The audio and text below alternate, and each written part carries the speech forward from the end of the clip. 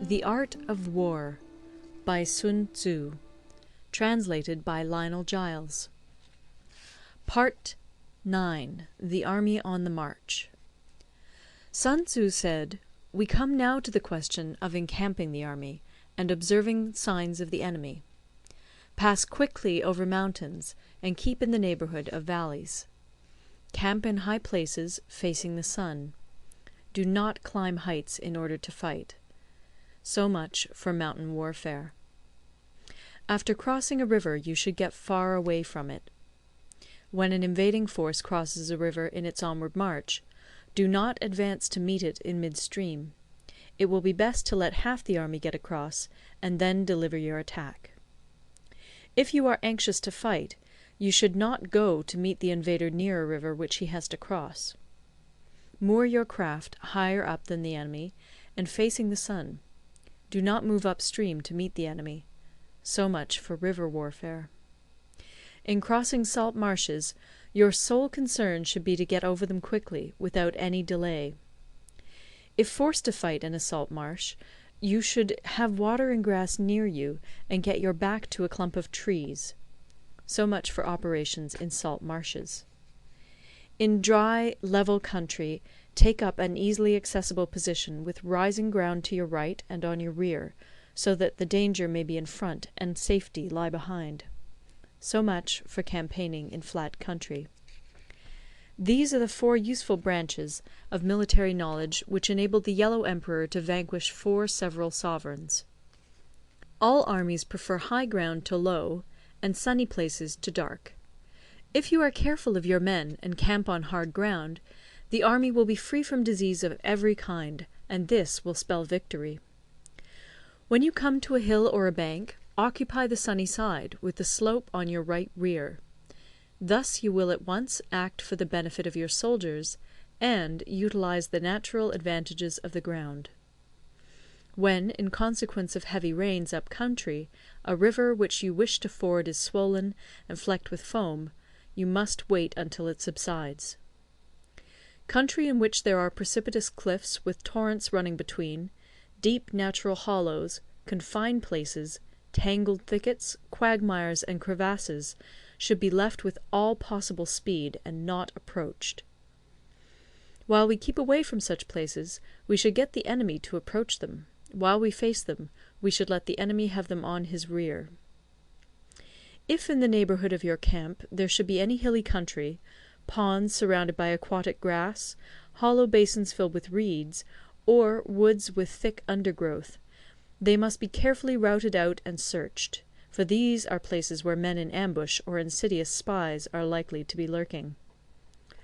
When the enemy is close at hand and remains quiet, he is relying on the natural strength of his position. When he keeps aloof and tries to provoke a battle, he is anxious for the other side to advance. If his place of encampment is easy of access, he is tendering a bait.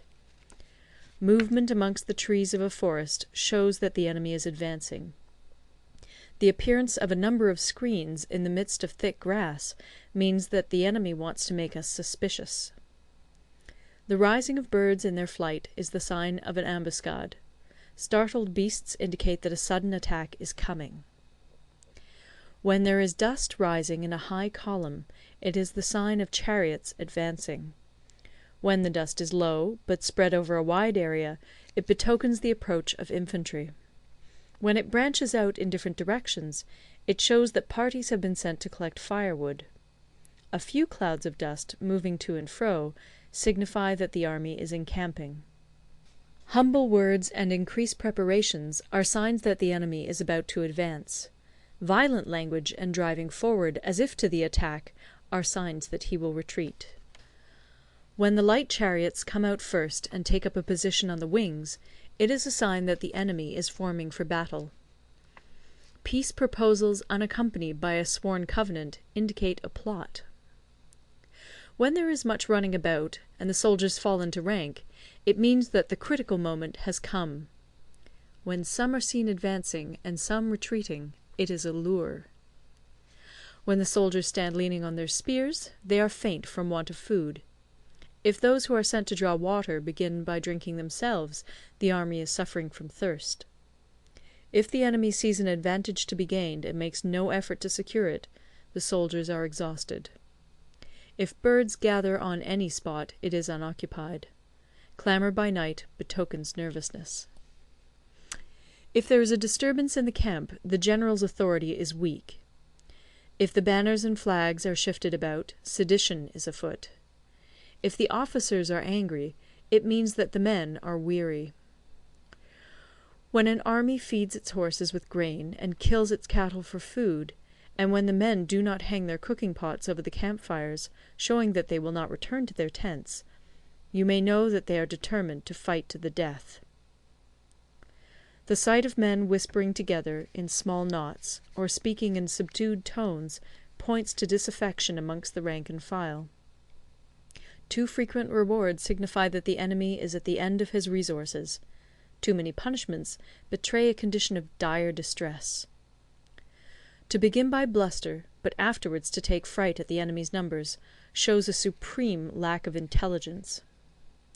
When envoys are sent with compliments in their mouths, it is a sign that the enemy wishes for a truce.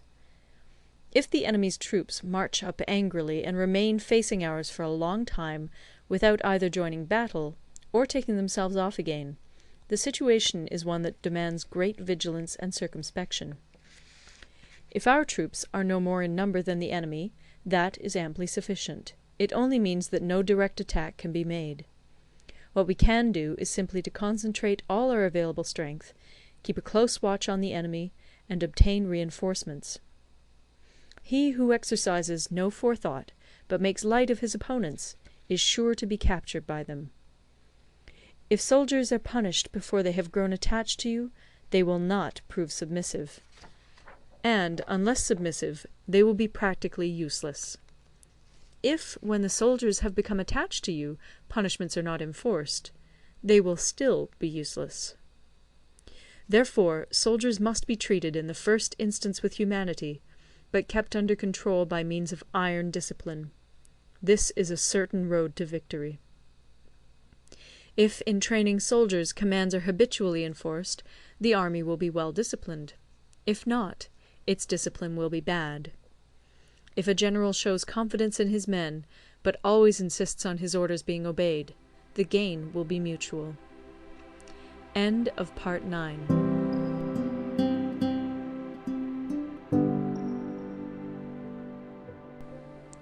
Part 10. Terrain. Sun Tzu said, we may distinguish 6 kinds of terrain, to wit, 1. Accessible ground, 2. Entangling ground, 3. Temporizing ground, 4. Narrow passes, 5. Precipitous heights, 6. Positions at a great distance from the enemy. Ground which can be freely traversed by both sides is called accessible. With regard to ground of this nature, be before the enemy in occupying the raised and sunny spots, and carefully guard your line of supplies. Then you will be able to fight with advantage. Ground which can be abandoned but is hard to reoccupy is called entangling. From a position of this sort, if the enemy is unprepared, you may sally forth and defeat him. But if the enemy is prepared for your coming, and you fail to defeat him, then, return being impossible, disaster will ensue. When the position is such that neither side will gain by making the first move, it is called temporizing ground. In a position of this sort, even though the enemy should offer us an attractive bait, it will be advisable not to stir forth, but rather to retreat, thus enticing the enemy in his turn. Then, when part of his army has come out, we may deliver our attack with advantage. With regard to narrow passes, if you can occupy them first, let them be strongly garrisoned and await the advent of the enemy. Should the army forestall you in occupying a pass, do not go after him if the pass is fully garrisoned, but only if it is weakly garrisoned. With regard to precipitous heights, if you are beforehand with your adversary, you should occupy the raised and sunny spots, and there wait for him to come up. If the enemy has occupied them before you, do not follow him, but retreat, and try to entice him away. If you are situated at a great distance from the enemy, and the strength of the two armies is equal, It is not easy to provoke a battle, and fighting will be to your disadvantage. These 6 are the principles connected with earth. The general who's attained a responsible post must be careful to study them. Now, an army is exposed to 6 several calamities, not arising from natural causes, but from faults for which the general is responsible. These are 1. Flight, 2. Insubordination, 3. Collapse, 4. Ruin, 5. Disorganization, 6. Rout. Other conditions being equal, if one force is hurled against another 10 times its size, the result will be the flight of the former. When the common soldiers are too strong and their officers too weak, the result is insubordination. When the officers are too strong and the common soldiers too weak, the result is collapse. When the higher officers are angry and insubordinate, and on meeting the enemy give battle on their own account from a feeling of resentment, before the commander-in-chief can tell whether or not he is in a position to fight, the result is ruin. When the general is weak and without authority, when his orders are not clear and distinct, when there are no fixed duties assigned to officers and men, and the ranks are formed in a slovenly, haphazard manner, the result is utter disorganization. When a general, unable to estimate the enemy's strength, allows an inferior force to engage a larger one, or hurls a weak detachment against a powerful one, and neglects to place picked soldiers in the front rank, the result must be rout. These are 6 ways of courting defeat, which must be carefully noted by the general who has attained a responsible post. The natural formation of the country is the soldier's best ally, but a power of estimating the adversary, of controlling the forces of victory, and of shrewdly calculating difficulties, dangers, and distances, constitutes the test of a great general. He who knows these things, and in fighting puts his knowledge into practice, will win his battles. He who knows them not, nor practices them, will surely be defeated. If fighting is sure to result in victory, then you must fight, even though the ruler forbid it. If fighting will not result in victory, then you must not fight even at the ruler's bidding. The general who advances without coveting fame, and retreats without fearing disgrace, whose only thought is to protect his country and do good service for his sovereign, is the jewel of the kingdom. Regard your soldiers as your children, and they will follow you into the deepest valleys. Look upon them as your own beloved sons, and they will stand by you even unto death. If, however, you are indulgent, but unable to make your authority felt, kind-hearted, but unable to enforce your commands, and incapable, moreover, of quelling disorder, then your soldiers must be likened to spoilt children. They are useless for any practical purpose. If we know that our own men are in a condition to attack, but are unaware that the enemy is not open to attack, we have gone only half-way towards victory. If we know that the enemy is open to attack, but are unaware that our own men are not in a condition to attack, we have gone only half-way towards victory. If we know that the enemy is open to attack, and also know that our men are in a condition to attack, but are unaware that the nature of the ground makes fighting impracticable, we have still only gone half-way towards victory. Hence the experienced soldier, once in motion, is never bewildered. Once he has broken camp, he is never at a loss. Hence the saying, "If you know the enemy and know yourself, your victory will not stand in doubt. If you know heaven and know earth, you may make your victory complete." End of part 10.